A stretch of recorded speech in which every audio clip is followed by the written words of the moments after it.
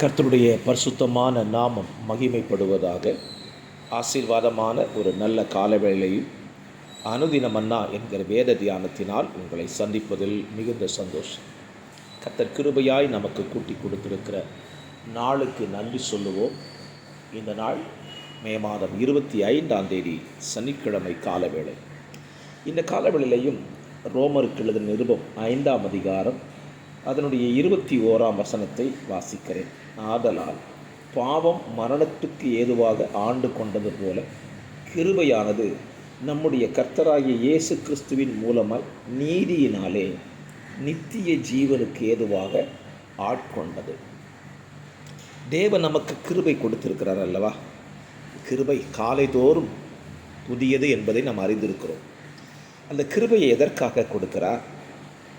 இந்த பூமியில் நம்ம வாழ்கிறதுக்கு மட்டும் அந்த கிருபை இல்லைங்க. அதை நான் புரிந்து கொள்ள வேண்டும். பலருடைய நினைவுகள் கிருபை கொடுக்கறது இந்த பூமியில் வாழ்கிறதுக்கு மட்டும் சொல்லி நினைக்கிறாங்க.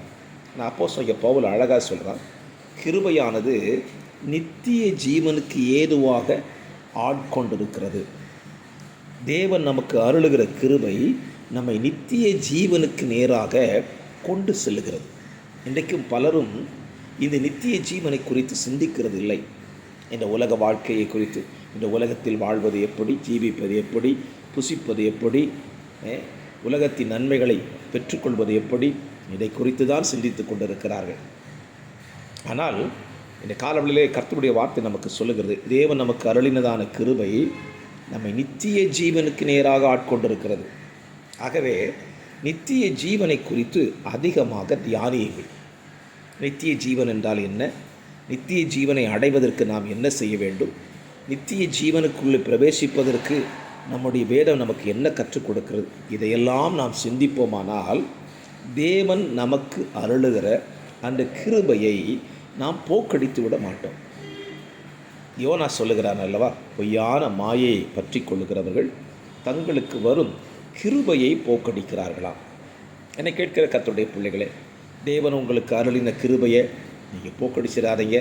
அந்த கிருபையினாலே நீங்கள் நித்திய ஜீவனுக்குள் பிரவேசிக்க வேண்டும்.